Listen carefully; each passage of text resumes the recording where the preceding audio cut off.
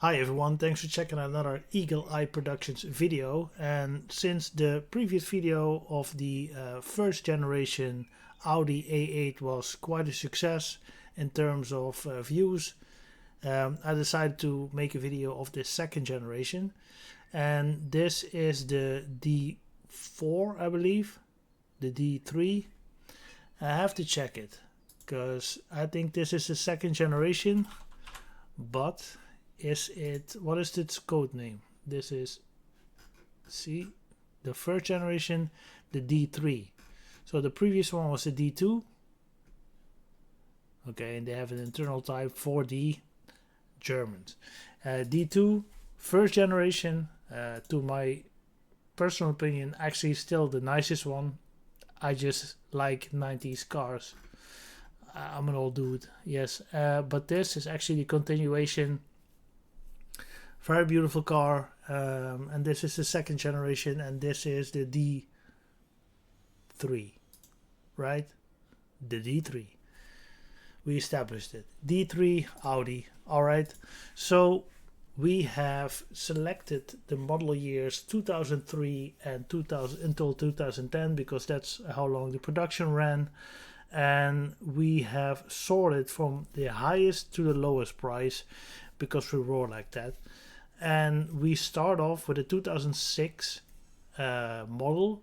They claim it didn't even drive 15k in kilometers, which I really don't understand. I don't think so. It's the 6-liter W12, so it's not a V, it's a W. So there are basically two V6s glued together at the crankshaft. Audi and Volkswagen were doing crazy things back then. W12, it's the long wheelbase, but it's also the armored version. So you have, it's very heavy. And it's actually, when you were the man either in government or at your local mafia clan, then this is the car for you. And now you can pick it up for 30k, which is nothing, right? So let's check it out. W12, 6-liter. Man, where are those days? Where are those days? I'm gonna be difficult on the internet again. What's wrong? Let's see. We have a 2010. This is an FSI, which is indeed something from the 2010s. Maybe we do this. That's better. All right. So now we go to this. So this is the armored version, the most expensive one here in the Netherlands that money can buy. 2006, so this is his third production year. This is probably still not before the facelift. Could have been an A6, to be honest. Only the back will tell you it's an A8, but the design language of Audi, even though I think it aged quite well, an A4, an A6, an A8, they all look alike to me. They really do. Which I don't think it's great when you drive the top spec model that kind of looks like an A4 as well. But anyway, I think the driver will know the difference. That's also worth something. 6-liter W12, long wheelbase. This is something that you see driving around the United States or in China and the big cities. This is really the top of the bill. I remember from experience in China, for instance, when you had an A6, long wheelbase, black with black tinted windows, and you were a government official, quite high, I think, high up. And Beijing is of course, where the Communist Party rules. And back then, and I'm talking about 2010, 2011, 2012, they were all driving A6s. That was the status symbol for the party. They probably drive around Chinese cars right now because of reasons. And this is a statement car. Like, it's not as aggressive as a BMW. It's different from a Mercedes. And Audi is always, they have this logo or this company saying Vorsprung durch Technik, which is in German saying we are ahead of the pack because we use so much technology. If you have a better explanation, please let me know. But that's actually what they representing. They really went on this whole iPhone generation that was launched in 2007, 2008, and we need to have the newest gadgets. And Audi is always ahead of the pack. They have very nice interiors, but they're not so much enjoyable to drive. It's a bit vague. It's very comfortable, which is great for the Autobahn, of course, and that's also what this car is used for. So that's why Audi stick with this kind of philosophy. 2006, guys, it's a long time ago. It's really a long time ago, and I think to a certain degree, I mean, you might find this a bit tacky, and I do as well, but at the same time, you don't see this no more. I mean, you're driving the top spec model. Let's just slap some extra wood on it to make it look luxurious. You know, that kind of idea. Yeah, that's a thought of the past, and maybe it's good, maybe it's not. Here we have W12, so it's a 12-cylinder in the W shape that can rev out to 6,000 RPM, which is quite crazy. Its top speed is limited at 250, but I think this is a genuine 300 kilometers an hour car, I think, even though it's heavy. But give it a long Autobahn stretch, and I'm sure it can reach up to there. Yeah, this is the Big Daddy. It is.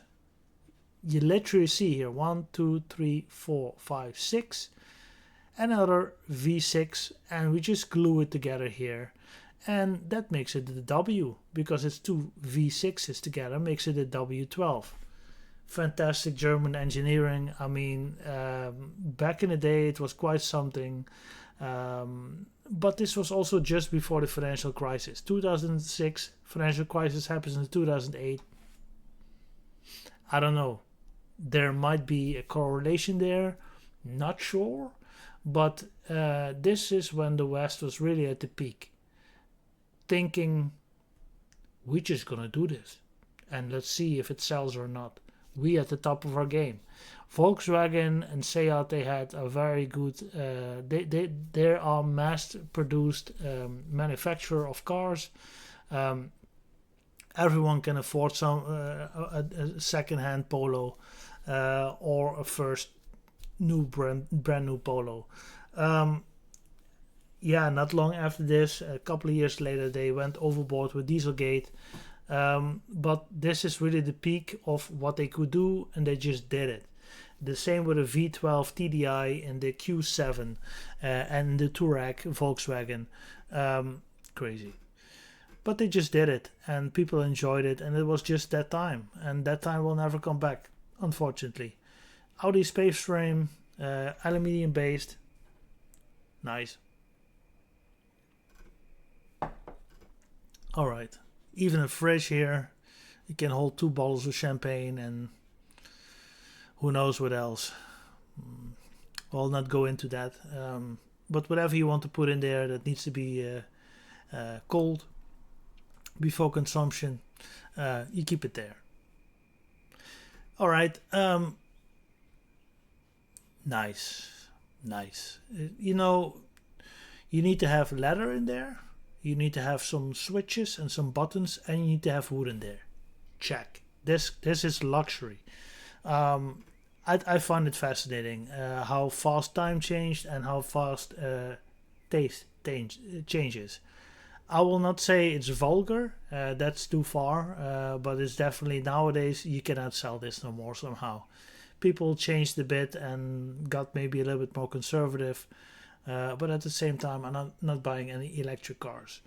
Enough with the rambling, let's go on with this car.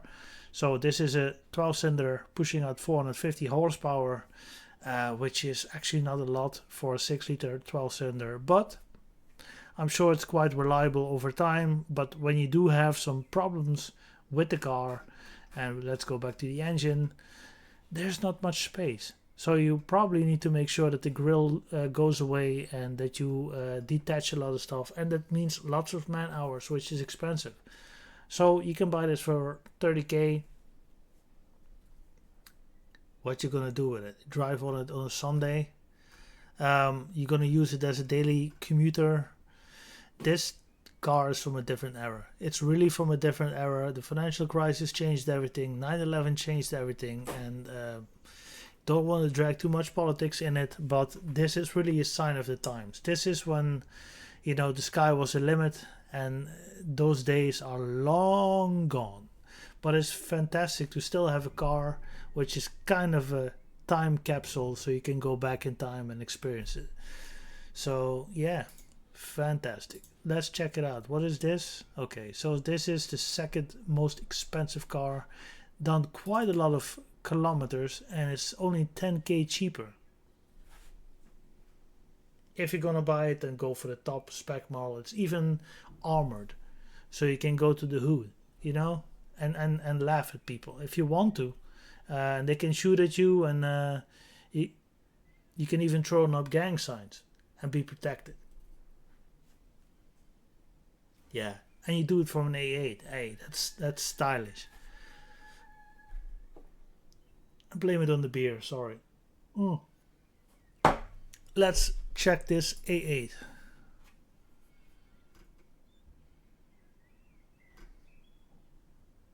So this is the 4.2 V8.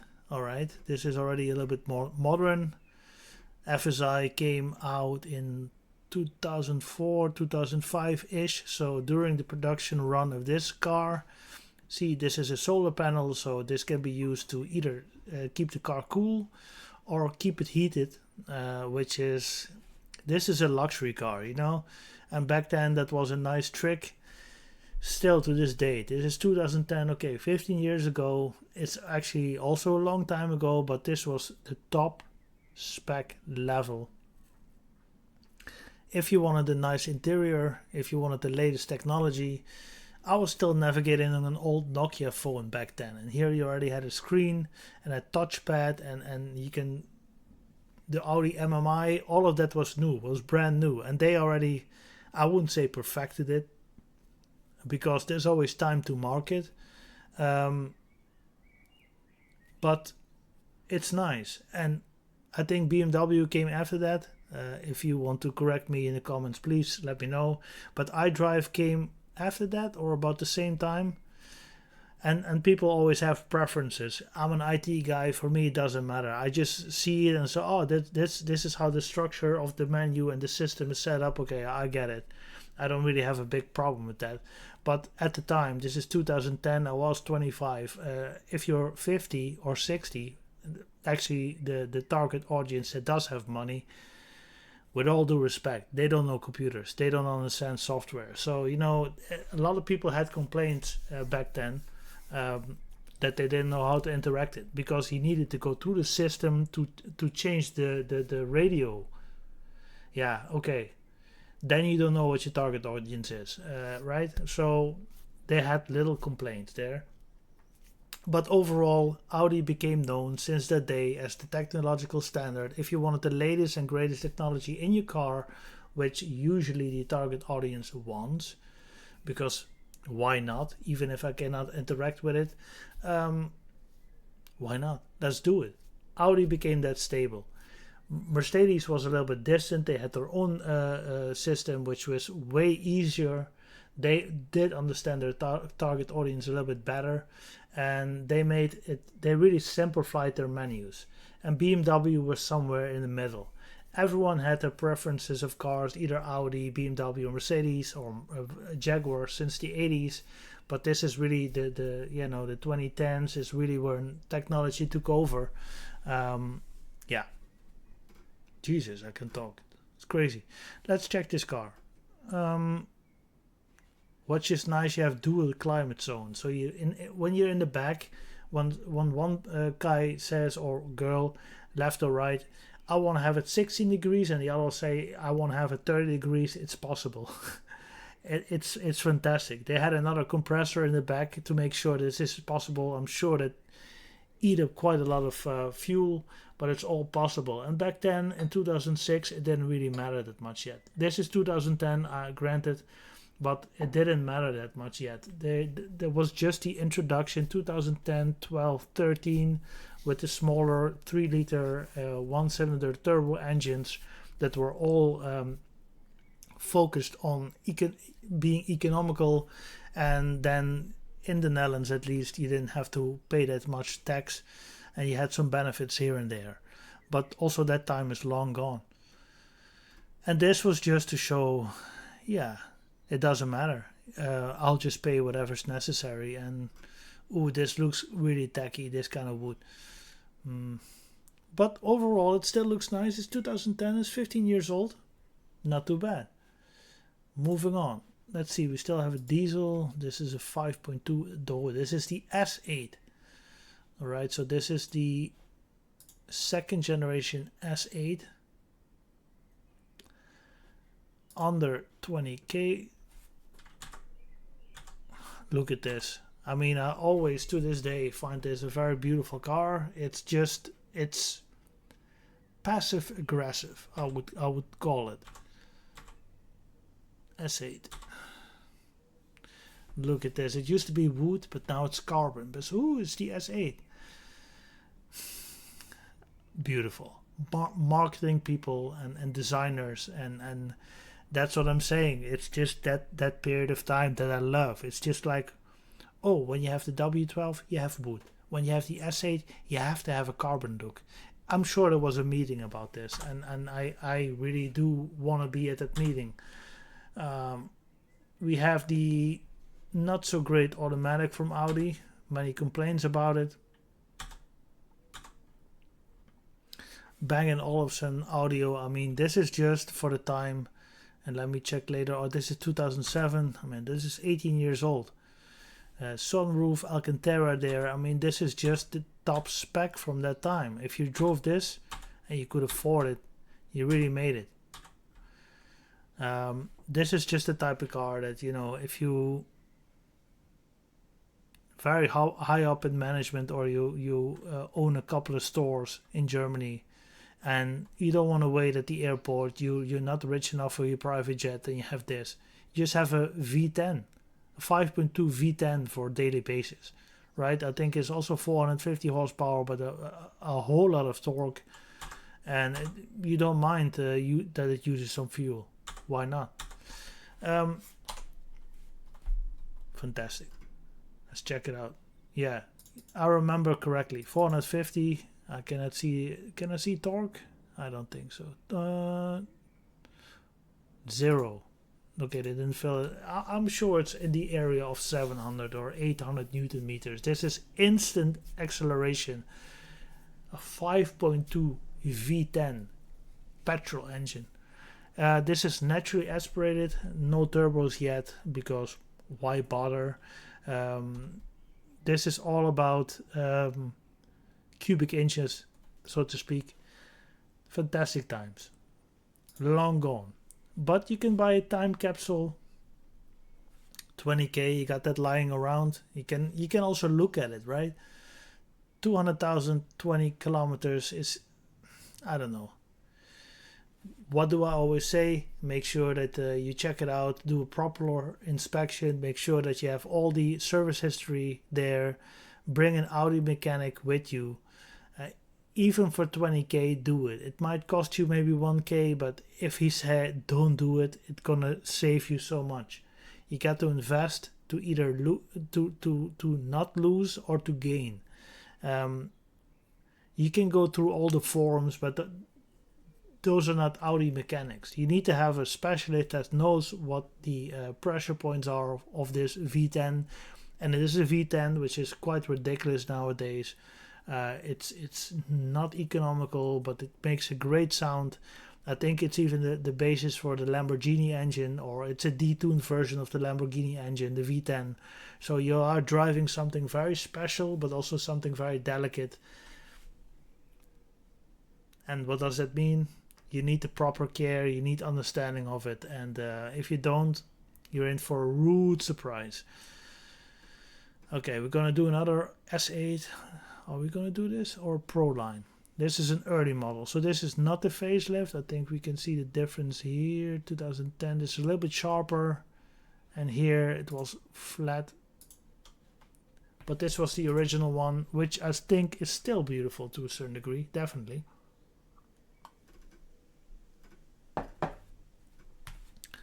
So this was 2004. I remember my Polo from 2004, and this is, so you have Volkswagen, which is in the middle. Seat is basically below Volkswagen to a certain degree.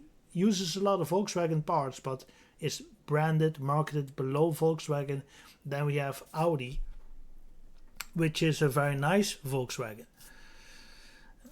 Now, 2004, leather, wood, navigation, automatic, MMI, Audi's multimedia infotainment system, 2004. Nice. I remember these driving around. Maybe not the S8, but when they just came to the market, they looked like spaceships, you know, compared to all the other cars, which were still from the 80s and then mostly from the 90s here in the Netherlands. This was from the future. And now, 21 years later, we look at this car and it's still nice. It's dated. It has a different philosophy, which I personally like. But it's not from this world anymore, if you know what I mean. But it looks in great condition. It really does. Traffic management control or info TP. Yeah, adaptive air suspension. You want to lift the car because you're going a little bit off-road. You want to put it in comfort for those Autobahn rides. Automatic, so the car can decide himself a bit. Or you want to put it in dynamic. That means it lowers the car a bit, so you're more glued to the road. And you want to have a sportive drive. Maybe take some corners. We'll check the weight of the car later, but I'm sure it's 2 tons. So yeah, this is the cruise control. Speed up, speed down, set the speed, cancel it, resume. So you had to brake for something and now you're speeding up again. Knock it like this and it goes back to the speed that you set it. Granted, 2004. I mean, that was brand new technology. And later on, they added the radar guided cruise control, so you can set a certain perimeter or distance, and you say, okay, I want to drive 110 kilometers on this road where the maximum speed is 120, right? So I'm not going to catch any fines. But now I'm driving towards this truck, and that truck is driving 80. So the radar detects it. Now you're also driving 80. And when the time is right and you see the other lane is free, you drive and it goes back to 110. So it speeds up again. So you can really relaxedly drive a lot of kilometers, and that was new in those days. All these driver aids were just there to not put that much burden on you as a driver. So you could stay longer in the car, make more kilometers, and be more rested when you get out of the car. That's really all these things that were a game changer here. 6 CD changer CDs, that was still a thing back in the early 2000s. I mean, it's a time capsule. What can I say? I think it's still a gorgeous car. It's fantastic. Didn't suffer that much. Also didn't drive that much, which, again, who buys a car like this and only does more than 100,000 kilometers? I still don't get it. The glorious V8 4.2 has a long track record and heritage at Audi. Look at this. I mean, I love a big butt. I really do. And this is looking great. I mean, 4.2 quattro, 4-wheel drive, so even in mountains with snow, slippery conditions, this is a big heavy car. And we're gonna look at the weight right now. This is great. This is great. I like this Audi as well. I just like the first generation just because of the simplicity and the straight lines. This is a bit more obese. I do like the design. It aged really well. You know it's an old Audi, but it carries its age with grace, you know, so to speak. Okay, let's see. Let's check into some specifications. Let's see. Yeah, this one.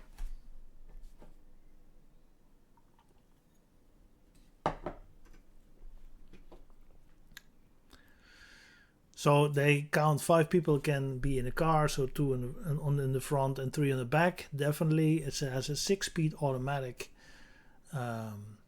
transmission, 4.2 quattro. Okay, 3rd owner. It was imported, so it's probably from Germany. Currently, it's road legal, so that meant that April last year they still went to the inspection. And you have until next year, April, which is great. That also means it hasn't been standing still for a long time. But the first time it came into the Netherlands was in April of 2024. Before that, so the previous 20 years, it was either in Switzerland or Germany, maybe even France, Italy, Spain. But it was imported on this day in the Netherlands. And now, after 1 year, they sell it again. And that has something to do with the fuel consumption. It has something to do with the taxes on it. This 4.2 only, back in the day, was a lot. But nowadays, this is not much anymore. 335 horses. It does a genuine 155 miles an hour or 250 kilometers an hour. 0 to 60 or 0 to 100 kilometers an hour is done in 4.8 seconds, so it is really quick. But it is heavy though. It's almost 1900 kilos. It can carry 90 liters of fuel, which you're gonna need. And this is the road tax in euros. So this cost more than 100 euros a month. Up to almost, way more than 100 euros a month to have it standing on your driveway without driving it, which is okay. 16k is not that much for the car. It's 2004. It's an old car. That being said, it looks like it's well maintained.